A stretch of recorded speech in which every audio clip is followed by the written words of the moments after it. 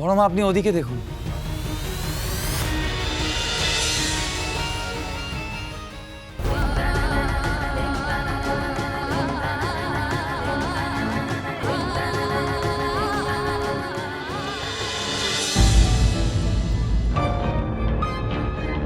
রঞ্জিনী, অমিতেশ বাবু যেদিন চলে গেলেন সেদিন তুমি রুদ্রপুরে এসেছিলে, তাই না?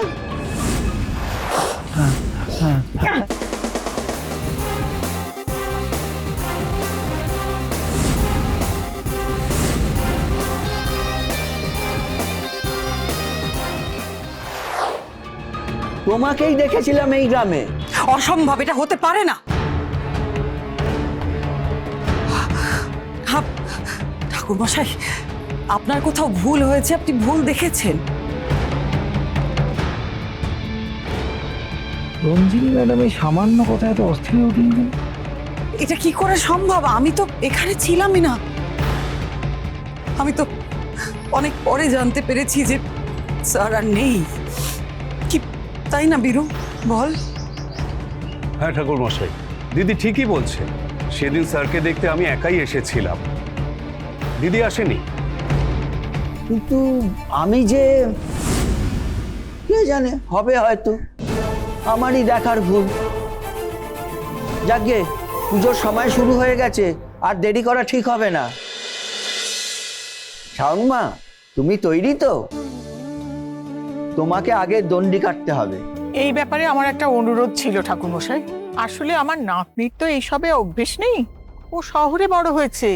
তাই বলছিলাম কি, যে দণ্ডি যদি অন্য কেউ কাটে, বাকি আচার নিয়ম সব শাওনি করবে।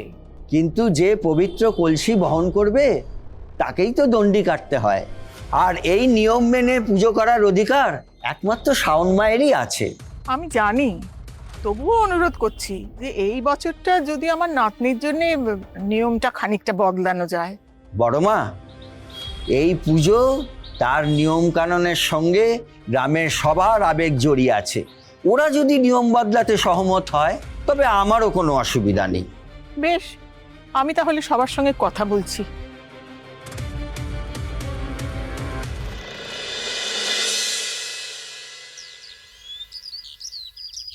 তোমরা সবাই জানো যে এই পুজোর নিয়ম হলো, যে ওই পবিত্র কলস বহন করবে তাকেই দণ্ডি কাটতে হবে। ম্যাডাম হঠাৎ করে কোথায় চলে গেলেন? কিন্তু আমার নাতনি তো শহর থেকে এসেছে, এইসব নিয়মও কোনোদিনও পালন করেনি, আর এই নিয়ম পালন করা ওর পক্ষে খুবই কঠিন হয়ে পড়বে। তাই আমি সবার কাছে আর্জি জানাচ্ছি যে এইবারটা যদি। বড় মা, শুভ, আমার কথা এখনো শেষ হয়নি। বড় মা আপনি ওদিকে দেখুন।